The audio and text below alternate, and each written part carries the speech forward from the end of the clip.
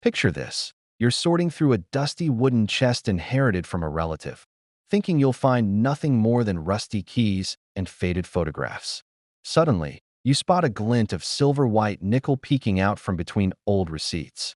It's a 1953 Jefferson nickel, unremarkable at first glance, yet brimming with secrets that have fueled collector passions for decades. Over the next few minutes, we'll unravel every facet of this coin, from its place in post-war American history to jaw-dropping auction records.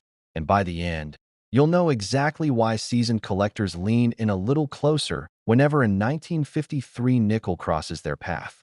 In 1953, America was reshaping itself after World War II. Factories that once produced war material shifted to consumer goods, and the U.S. Mint ramped up coin production to meet the growing demand for everyday transactions. Jefferson nickels had debuted back in 1938, replacing the Buffalo nickel design, and by the early 50s they'd become a familiar face in pockets nationwide. Thomas Jefferson's profile graced the obverse, modest yet dignified, while Monticello stood guard on the reverse. But beneath that steady exterior lay production quirks and die variations waiting to be discovered by those who knew where and how to look. The Philadelphia Mint struck approximately 108 million nickels in 1953. Meanwhile, the Denver facility produced around 56 million, and San Francisco, primarily used for proof strikes, added a smaller batch of carefully finished pieces for collector sets. While the business strikes flooded the market, proof collectors clung to their shiny specimens, and many were stowed away in albums, untouched for decades. These high-grade survivors, especially from S-proof sets, constitute a remarkably thin slice of the original mintage, making top-tier proof examples some of the most coveted Jefferson nickels today. One of the most talked-about varieties is the double D mint mark on Denver issues. It's subtle, almost ghostly, but once you know what to look for, you'll spot it lurking at the bottom of the mint mark. Under strong magnification, the letter D appears to have a faint, shadowy twin slightly offset to the right. Numismatists call this a re-punched mint mark, and it crops up infrequently in the 1953 D run.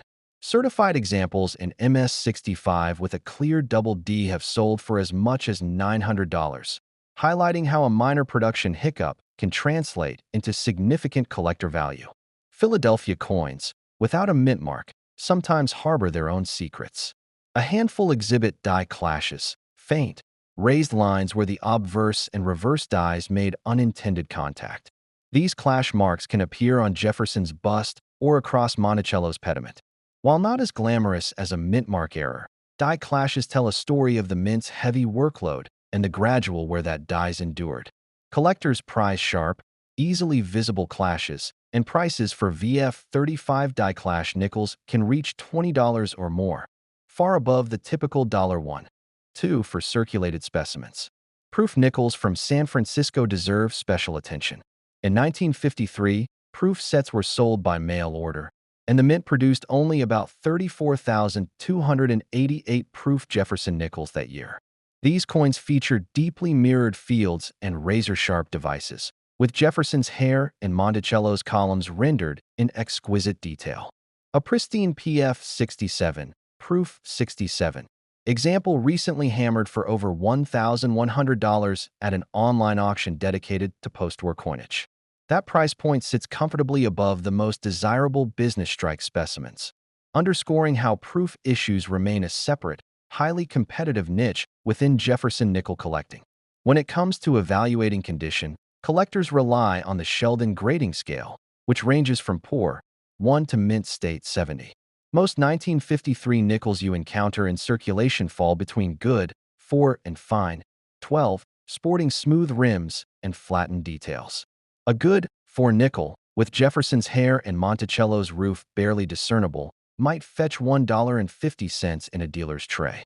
Push into extremely fine EF45, where all major details appear but minor where lingers, and values climb to $5 to $7. But once you enter mint state territory, MS60 and above, the numbers start to look very different. An MS60 nickel in the original mint luster might trade for $10, but each grade increment becomes exponentially more valuable. MS-63 examples hover around $25 to $35, whereas MS-65 coins can command $60 or more. Then there's the Elite Club. MS-66 nickels can easily top $150, and certified MS-67s have sold for $600 to $700, depending on eye appeal and strike quality. The key factors? Full, untouched mint luster, absence of hairlines or bag marks, and strong, well-defined relief. Collectors often scour online slab databases, hunting for that one stellar MS-67 that slipped through grading unnoticed. Remarkably, the 1953 S-proof nickel in PF68 sold for a staggering $2,300 in a 2021 specialist auction, a testament to the insatiable demand for near-perfect proof coins. Keep in mind, proof coins differ from business strikes in planchet preparation. They're polished before striking, and dies are treated to achieve that mirror finish. Under incandescent light, you can see your reflection in the fields, a feature unique to proofs. If you suspect you have a proof example, look for reflective fields, sharply frosted devices, and the unmistakable contrast between the two. Errors beyond mint mark doubling and die clashes include off-center strikes and clipped planchets. Off-centers occur when a blank doesn't seat properly, resulting in part of the design missing. Collectors classify off-centers by the percentage misplaced. A 5% off-center might tuck Jefferson's jaw slightly off the edge, while a dramatic 25% off-center can show large blank areas on one side. Values range from $10 for minor misalignments to hundreds of dollars for more severe cases, especially if the misalignment leaves clearly recognizable features intact. Clipped planchets arise when the coin blank is partially cut by a mishap in the blanking press. These clipped sections follow a curve parallel to the rim, creating a distinctive bite out of the coin's circumference.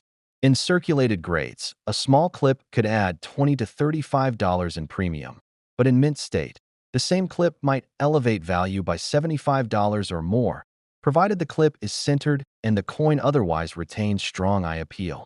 Let's talk auction records because they showcase the extremes of the market.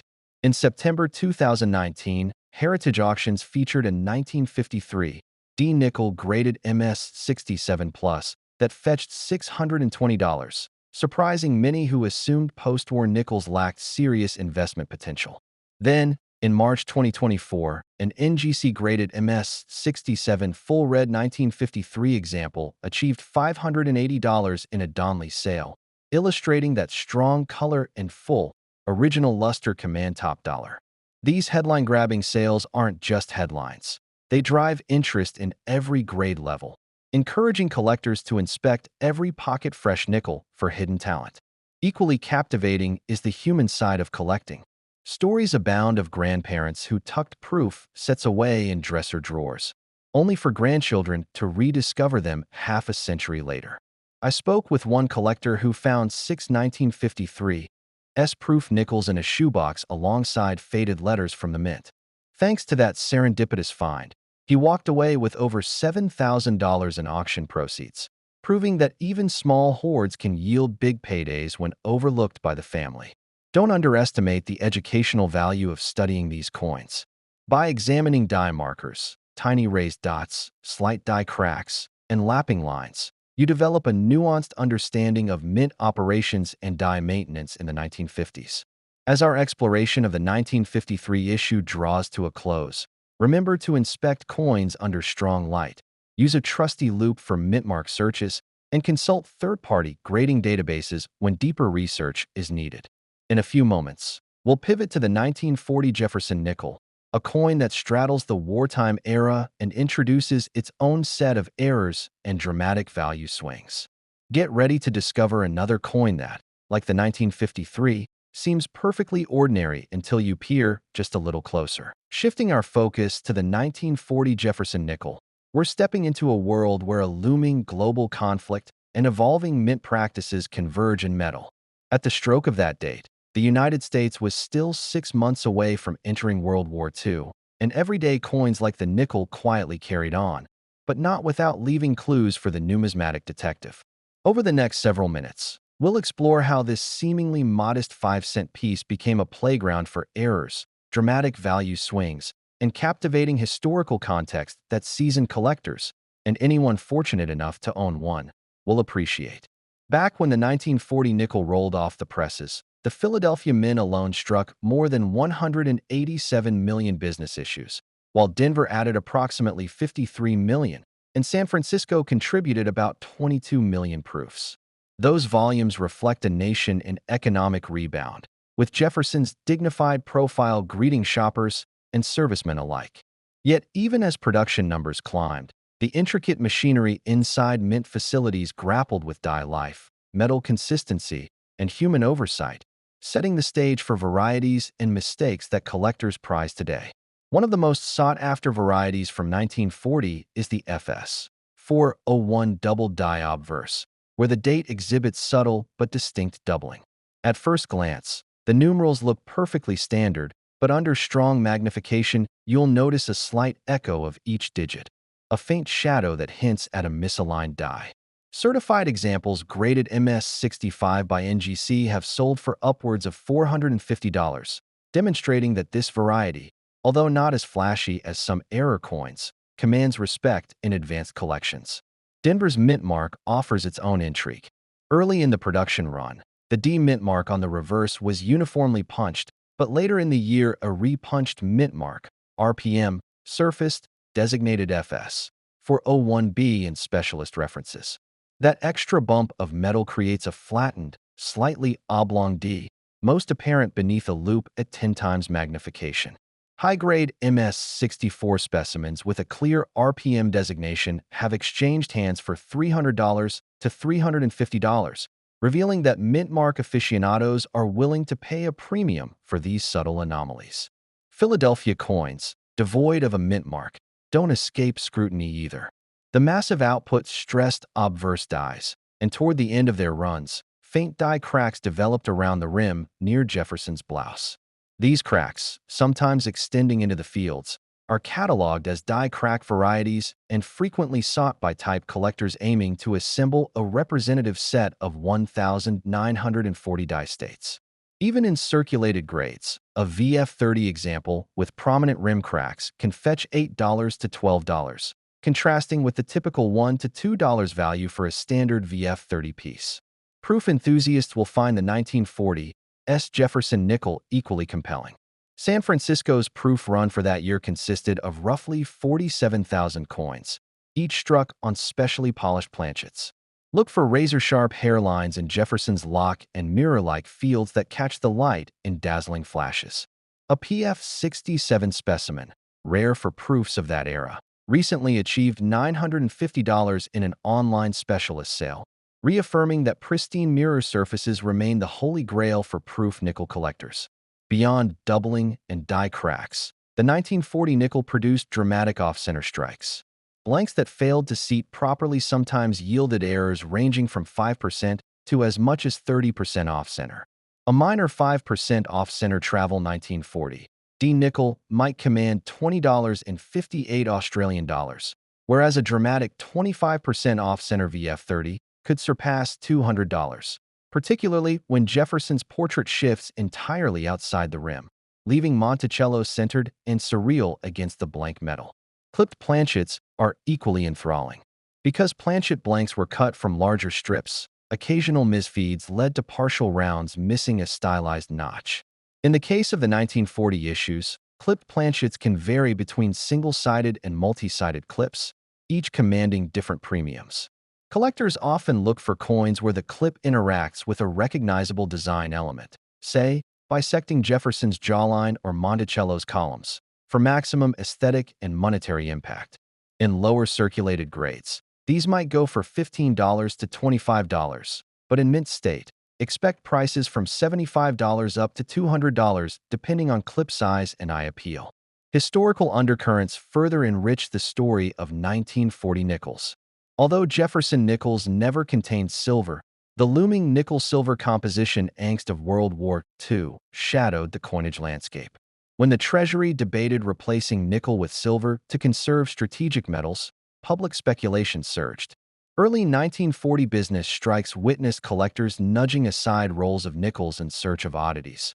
thus inadvertently reducing the surviving populations of high-grade business issues and sharpening market values in the decades that followed. Among the most dramatic rarities is the 1940 three-legged nickel, an error initially attributed to a hydrogen embrittlement incident that physically broke off one leg of Monticello on the reverse. While true three-legged nickels originate from the 1943 composition change, steel cents, silver nickels, a handful of 1940s errors mimic that appearance due to die gouging or planchet irregularities. These pieces border on the mythical and, when genuine, have sold privately for prices in the low four-figure range, reflecting their speculative and dramatic nature. Condition dictates value more than ever for 1940 nickels. A good 4 Philadelphia strike, where the rims are thin and most details worn smooth, might trade for as little as $1.25 in dealer bins. At EF45, with crisp hairlines and legible architecture at Monticello, prices climb to $8 or $10. MS-60 coins present the first meaningful premium, often selling for $12 to $15, with each step in a higher mint state grades yielding exponential gains. MS-63 coins average around $40, MS-65 jump to $120, and MS-67 plus examples, rare survivors, have shattered $400 in specialist auctions when appeal aligns with technical grade. Auction highlights underscore collector fervor. In June 2022, a PCGS MS-66 1940 FS 401 double die obverse fetched $525 at a major U.S. auction, surprising many who undervalued post-war nickel varieties. That same sale featured a PF 68 1940 S-proof nickel that hammered at $1,200, illustrating that proof and error-driven specimens can overshadow standard business strikes in headline-grabbing fashion. Tracking these results helps collectors calibrate bids and recognize emerging trends in the post-war nickel market. Stories from the field bring these facts to life. A longtime dealer recounts a client who unearthed a nearly flawless MS-65 1940 D in a pocket change check at a small-town bank, turning a mundane errand into a $180 payday. Another collector shares how attending a local coin club meeting led to acquiring a VF30 broad-struck 1940 S-proof, that is, struck without proper collar confinement, yielding an indistinct rim and a ghostly outline of Monticello's columns.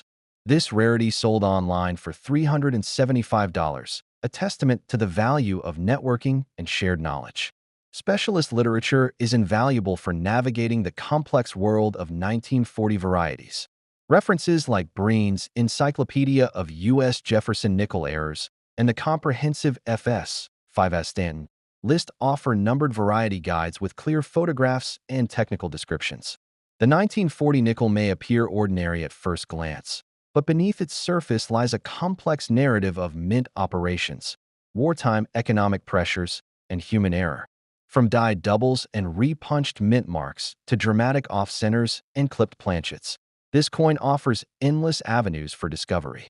Whether you're hunting in pocket change, estate sales, or specialized auctions, every 1940 nickel holds the promise of a new story, one that could transform a modest 5-cent piece into a prized highlight of your collection.